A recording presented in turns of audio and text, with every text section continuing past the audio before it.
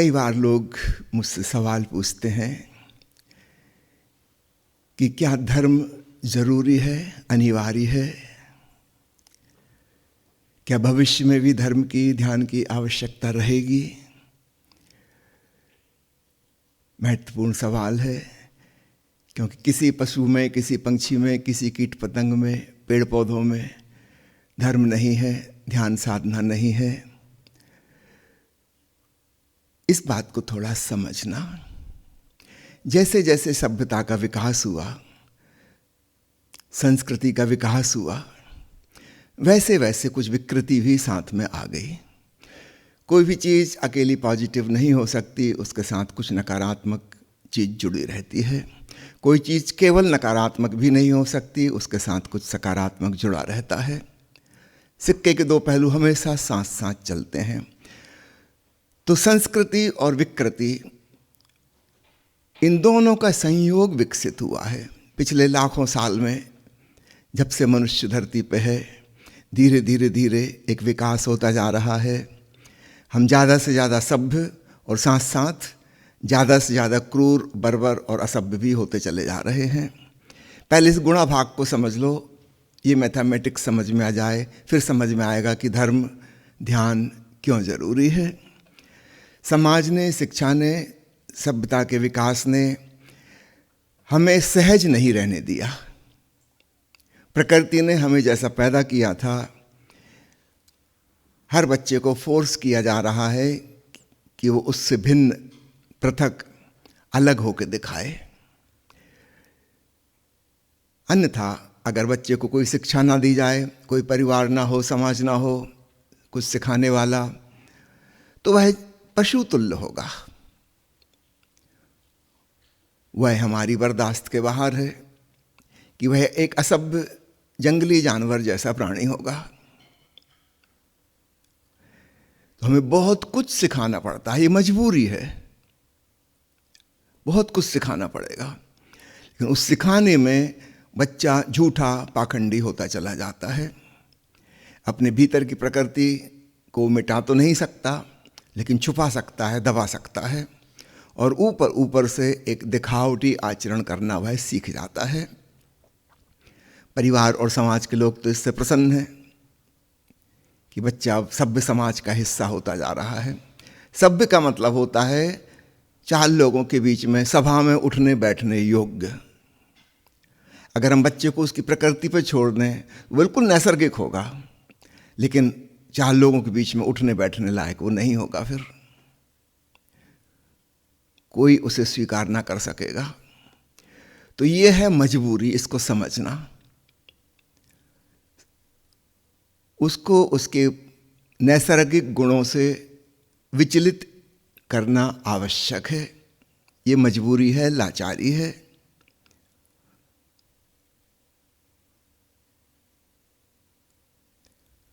इसके साथ साथ उसके भीतर एक अहंकार, एक झूठा मैं पैदा होता है,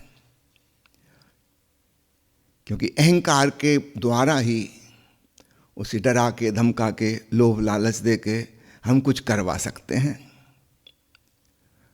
उसका जो वास्तविक स्वरूप है चैतन्य का, उससे वह विचलित हो जाएगा और एक झूठे मैं के इर्द गिर्द उसका जीवन खड़ा होगा।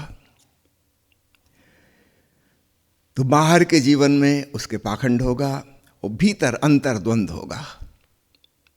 जो उसे सिखाया गया है और जो प्रकृति ने सहज रूप से उसको दिया है, इन दोनों के बीच में घमासान युद्ध जिंदगी भर चलता रहेगा। भीतर से वो कुछ और करना चाहता है, लेकिन समाज में वह स्वीकार योग्य नहीं है। अगर वो करता है तो उसे अपराध बोध, गिल्ट फीलिंग होगी। नहीं करता है तो बेचैनी और परेशानी, उसकी सहज प्रवृत्तियां उसे नैसर्गिक होने के लिए कह रही हैं। हर बच्चा बड़ा होते होते बड़ी मुसीबत में फंस जाता है, बाहर से भी और भीतर से भी। फिर एक बार उसकी कंडीशनिंग हो गई, ऐसे संस्कार पड़ गए,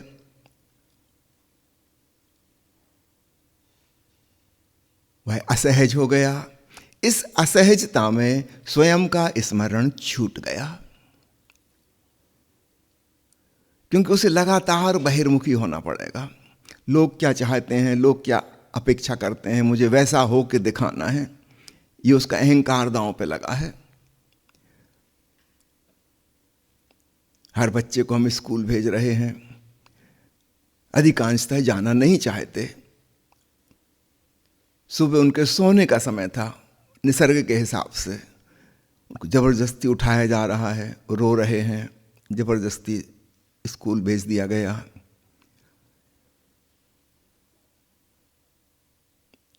स्कूल बस में बैठते ही से अधिकांश बच्चे सो जाते हैं, नींद भरी हुई है भीतर, और वो नाराज हैं भीतर भीतर माता पिता पे, शिक्षकों पे,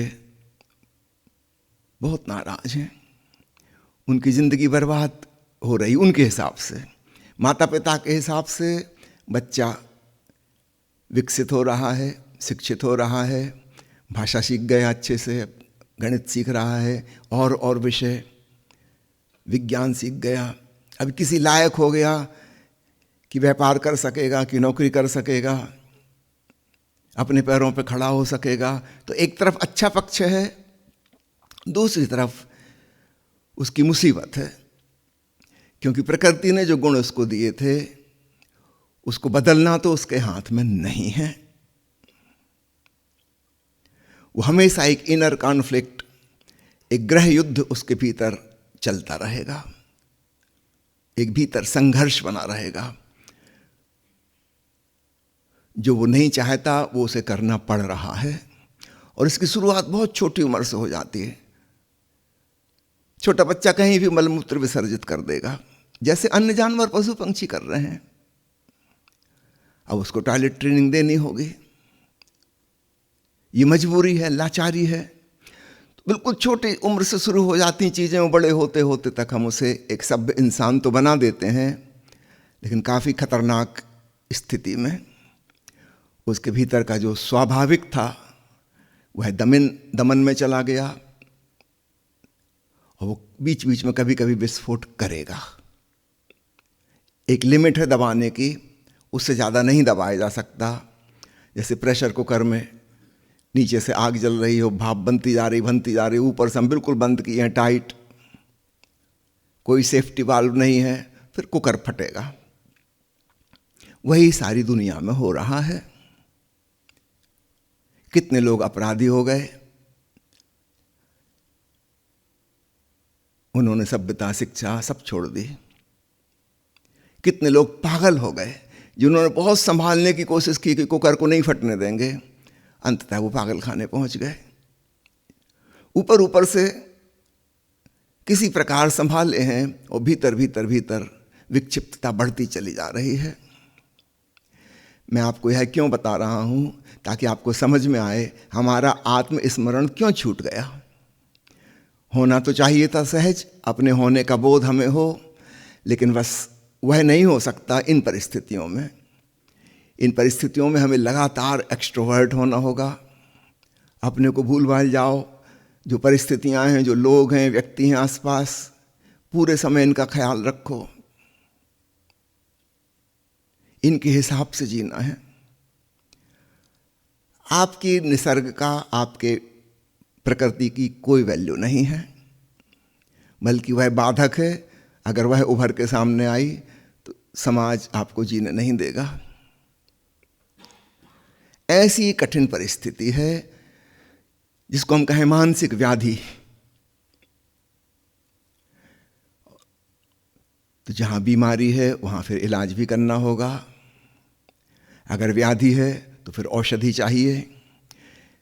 तो मेडिटेशन इज मेडिसिन, ध्यान इसकी औषधि है। हमें वापस स्वयं के स्मरण से भरना होगा। मुझे हमेशा स्मरण बना रहे कि मैं हूं, अपने स्वभाव का बोध बना रहे। इसके लिए हमें अलग से प्रयास करना होगा, क्योंकि समाज ने, परिवार ने, शिक्षा ने हमको ये नहीं सिखाया, और वो चाहते भी नहीं कि यह सीखो। क्योंकि अगर तुम्हें स्वयं का बोध होने लगा तुम अपने ढंग से अपनी जिंदगी जीने लगोगे। तुम्हारे भीतर विद्रोह की शक्ति आ जाएगी। कोई भी यह नहीं चाहता। बहुत अपमान झेलना पड़ेगा, शायद जीना ही दूभर हो जाए। यह आपका निजी निर्णय है। अगर आप चाहते हैं कि स्वयं का स्मरण बना रहे तो आपको धीरे धीरे दूसरों से मुक्त होना होगा, मानसिक रूप से। याद रखना, घर छोड़ के भाग जाने से या शहर छोड़ के जंगल में चले जाने से आप मुक्त नहीं होते। आपके संस्कार, आपकी कंडीशनिंग, आपके धर्म की धारणाएं, वो सब आपके साथ चली जाती हैं। तो सवाल छोड़ के भागने का नहीं है, पलायन का सवाल नहीं। यहीं रहते हुए हमें एक नई तरकीब सीखनी होगी। हम जो भी कर रहे हैं उसके साथ साथ हमें अपने होने का बोध बना रहे, और तब हम कुछ ऐसा रास्ता निकाल सकेंगे कि सभ्यता के नियम, मर्यादाएं हमारे लिए खेल जैसी हो जाएं और हम अपने सहज स्वभाव से जुड़े भी रहें। ऊपर ऊपर नाटक चलता रहेगा अभिनय की तरह, वो जरूरी है, जितना जरूरी है उतना चलता रहेगा, और भीतर भीतर हम अपनी प्रकृति से जुड़े रहें। तब हमारे भीतर शांति होगी, निर्द्वंद्वता होगी, चैन की बंसी बज सकेगी, हम रिलैक्स हो सकेंगे। ध्यान की विधियां कितनी ही हों, सबका सार सूत्र एक ही है, वो है आत्मबोध, स्वयं के होने का एहसास, सेल्फ अवेयरनेस। सब विधियां इसी के लिए हैं। ऊपर ऊपर उनके रूप, आकृतियां भिन्न होंगी, लेकिन भीतर की तरकीब एक ही है। चाहे हम उसे दृष्टा भाव कहें, साक्षी भाव कहें, आत्मस्मरण कहें, वो सार तत्व है समस्त धर्मों का।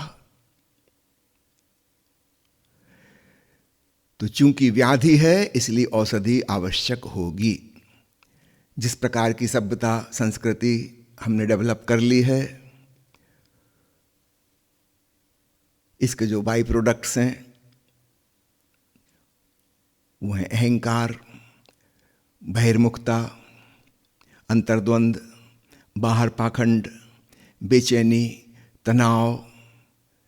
अपनी प्रकृति से टूट के कोई शांत नहीं हो सकता, वह तनावग्रस्त ही रहेगा, वह दुखी ही रहेगा।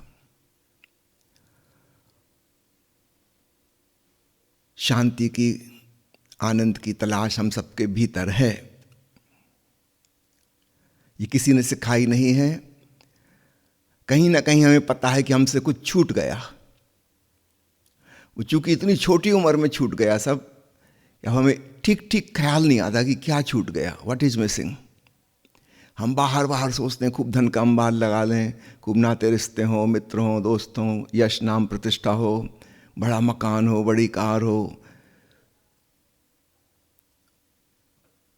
भारत रत्न बन जाए, कि नोबेल प्राइज मिल जाए, कि बड़े ज्ञानी हो जाएं, विद्वान हो जाएं, कि बड़े कलाकार, कि बड़े खिलाड़ी, कि महान संगीतकार। हम कुछ भी हो जाएं, वो जो फीलिंग है भीतर, समथिंग इज मिसिंग, वो बनी ही रहेगी। याद रखिएगा, हम जिसको कला कह रहे हैं वह भी समाज के द्वारा सिखाई गई चीज है, अपने आप नहीं आई। कोई व्यक्ति शास्त्रीय संगीत सीखा है, सालों साल मेहनत की है, तब जाके वो शास्त्रीय संगीत में निपुण हो पाया है। अगर हम नहीं सिखाते तो जानवरों जैसी आवाजें निकालता, बस। सब कुछ सिखाया हुआ है। वह जितना जितना निपुण होता चला जाता है अपनी कलाकारी में, वो अपनी प्रकृति से उतना ही दूर निकलता चला जाता है। जैसे जैसे कोई आदमी धनी होता चला जाता है, कि विद्वान होता चला जाता है, कि यशस्वी होता चला जाता है, उसको स्पष्ट पता चलता है कि मेरी शांति क्रमशः कम होती जा रही है, मैं और अशांत, और बेचैन, और परेशान होने लगा हूं। पहले इतना नहीं था।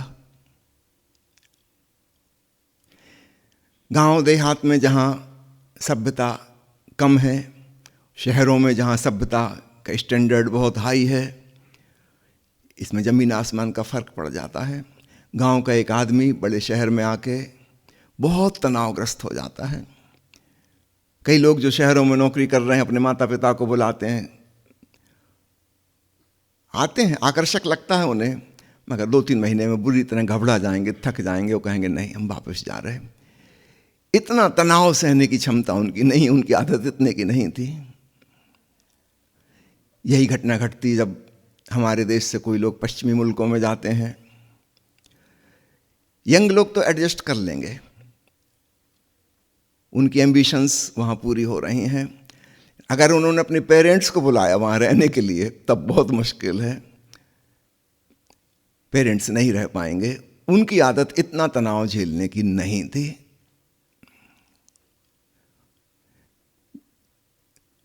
कोई देश ऐसे ही धनी नहीं हो गया है,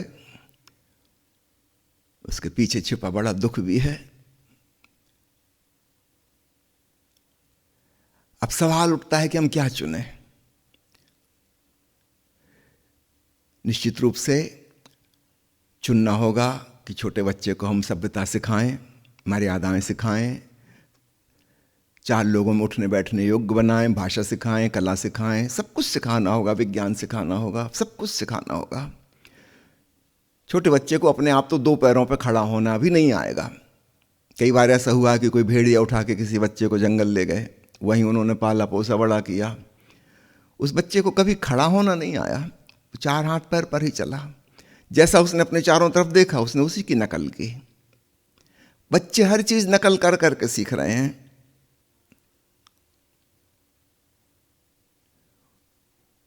पंद्रह साल की उम्र में लोगों ने उसको देखा, पकड़ के ले आए वापस, फिर बड़ी मुश्किल हो गई घर में उसका एडजस्ट होना। भाषा सिखाने की कोशिश की, वो इतना तनावग्रस्त हो गया, भाषा तो नहीं सीख पाया। 6 महीने के अंदर अक्सर ऐसे बच्चे मर जाते हैं।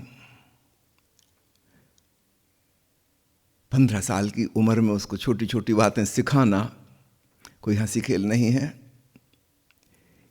वो इतना परेशान हो जाएगा, 6 महीने 8 महीने के भीतर उसकी मृत्यु हो जाएगी।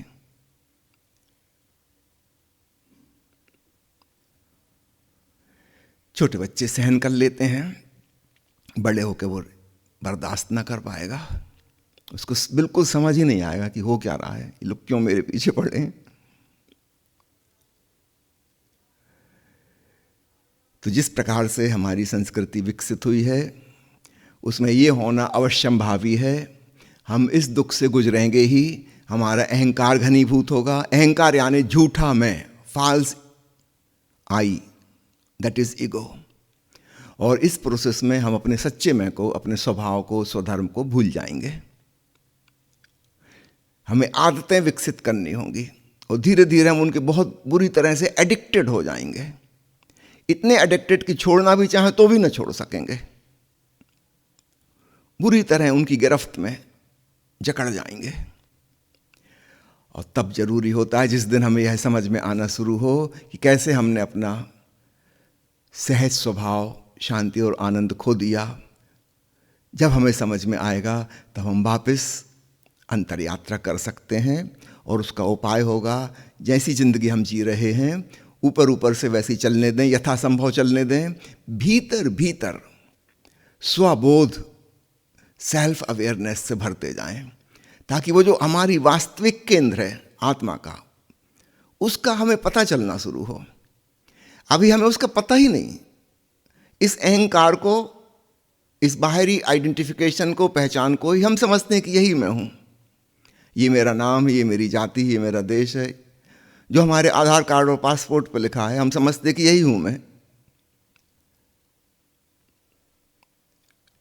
इससे जरा पीछे खिसक के खोजना होगा कि सचमुच में मैं कौन हूं। और उसकी सरल से सरल तरकीब है, अपने दैनंदिन के क्रियाकलाप करते हुए बारंबार भीतर ख्याल करें कि मैं हूं। ओशो की किताब है जिसमें बहुत सारी ध्यान विधियां संकलित हैं। ध्यान योग प्रथम और अंतिम मुक्ति। कई लोग मुझसे पूछते हैं कि इसमें सबसे महत्वपूर्ण विधि कौन सी है। मैं कहता हूं उस विधि का नाम है मैं हूं। अन्य सारी विधियां भी इसी तरफ ले जाएंगी। अपने होने का एहसास जैसे जैसे वो प्रगाढ़ होने लगेगा, हम बाहर के उस शिकंजे से छुटकारा पाएंगे। अब छुटकारा पाने का ये अर्थ नहीं होगा कि हम जानवर तुल्य हो जाएंगे। ऊपर ऊपर से अभिनय चलता रहेगा सामाजिक मर्यादाओं का। वो भीतर भीतर से हम सब जानेंगे कि ठीक है, ये जरूरी है ऐसा करना, लेकिन यह मेरा स्वभाव नहीं है। और बारंबार अपने स्वभाव का हम बोध करते रहेंगे, करते रहेंगे, करते रहेंगे। धीरे धीरे हम पाएंगे सेल्फ क्रिस्टलाइजेशन, स्वयं के होने की प्रगाढ़ अनुभूति होने लगी। और उसकी तुलना में बाहर जो हम खेल कर रहे थे वो नाटक जैसा हो गया। अब उसका कोई खास अर्थ नहीं, कोई गंभीर मामला ना रहा। अभी हमारे लिए नाटक बहुत गंभीर हो गया और हम अपने वास्तविक मैं को भूल गए। अहंकार हावी है, उसी की खातिर हम अपनी जिंदगी जी रहे हैं। आत्मा को भूल गए। जब आत्मस्मरण आएगा तो तुलनात्मक रूप से अहंकार भूलने लगेगा, क्योंकि इन दोनों में से एक को ही हम ख्याल में रख सकते हैं। दोनों एक साथ ख्याल में नहीं रह सकते। एक है वास्तविक में, एक है झूठा में। तो जैसे जैसे हम सच्चे मैं की तरफ अग्रसर होंगे, अंतर यात्रा करेंगे, हम अपने केंद्र की तरफ पहुंचेंगे, वैसे वैसे हमारी जो परिधि है, सरकमफेरेंस, वो दूर होती जाएगी। आप समझ गए ना, एक सर्किल बना हुआ है, उसका एक केंद्र बिंदु है। अगर हम केंद्र बिंदु की तरफ जाएंगे तो वो जो वृत्त है वो दूर पड़ जाएगा। फिलहाल हम केवल वृत्त पे जी रहे हैं, बाहर बाहर, भीतर का कुछ पता ही नहीं। भीतर जाएंगे, अद्भुत शांति का एहसास होगा, परम आनंद में लीन हो जाएंगे। और तब अहंकार और उससे द्वारा उत्पन्न तनाव और दुख, वो सब हमारे लिए फिर कोई मायने नहीं रखते। हम उनको गंभीरता से नहीं लेंगे। वो खेल खेल में नॉन सीरियस प्ले हो जाएगा। जबरदस्ती हम किसी को दुख भी नहीं पहुंचाएंगे। करीब करीब ऐसा हो जाएगा जैसे भारत में आप गाड़ी ड्राइव करते हैं, लेफ्ट हैंड ड्राइव, अमेरिका जाते हैं तो राइट हैंड ड्राइव करने लगते हैं। इसमें कोई सीरियस मामला थोड़ी है। एक बात पक्की है कि सभी लोगों को एक नियम का पालन करना होगा, या तो बाएं तरफ चलाएं या दाहिने तरफ चलाएं। इसमें कुछ धर्म अधर्म, शुभ अशुभ, पाप और पुण्य नहीं है। लेकिन एक बात पक्की है कि अगर सब लोग अपनी मनमर्जी से चलाएंगे कि जहां हमारी मौज होगी, हम तो अपने सहज स्वभाव में जिएंगे, तो फिर याद रखना कोई कहीं पहुंच ही नहीं पाएगा, कहीं नहीं पहुंच पाएंगे। तो नियम तो बनाने होंगे। हाँ, फिर हम नियम को सीरियसली नहीं लेंगे, तो जो प्रचलन में है हम उसका पालन करेंगे और अपने सहज स्वभाव का आत्मस्मरण हमें बना रहेगा। इसलिए ध्यान धर्म का जो सार है वह मेडिसिनल है, उसकी ज़रूरत है और शायद भविष्य में भी रहेगी। एक बड़ी दूर की कल्पना की जा सकती, शायद कभी ऐसा दिन आए जब दुनिया इतनी समृद्ध हो जाए, इतनी संपन्न हो जाए कि हम अफोर्ड कर सकें कि बच्चे को यथासंभव नेचुरल रहने दो, हर चीज़ में उसको टोका टाकी नहीं करो। फिलहाल तो संभव नहीं है। अमीर से अमीर समाज में भी आज की तारीख में तो यह संभव नहीं है। लेकिन हम कल्पना कर सकते हैं संपन्नता और बढ़ जाए, सुविधाएं बहुत बढ़ जाएं, फिर हम फिक्र ना करें, छोटे बच्चे को उसकी सहजता में यथासंभव जीने दें, यथासंभव जहाँ तक हो सके, ताकि कम से कम द्वंद्व उसके भीतर पैदा हो, कम से कम पाखंड पैदा हो। तब साधना करके आत्मस्मरण भी आसान होगा। अभी हमारे लिए मुश्किल है। तो ये तो उम्मीद की जा सकती कभी न कभी ऐसा दिन आएगा जब हम अफोर्ड कर सकेंगे कि बच्चे अपनी सहज प्रकृति में जिएं, हम इतने संपन्न होंगे, इतनी सुविधाएं हमारे पास होंगी,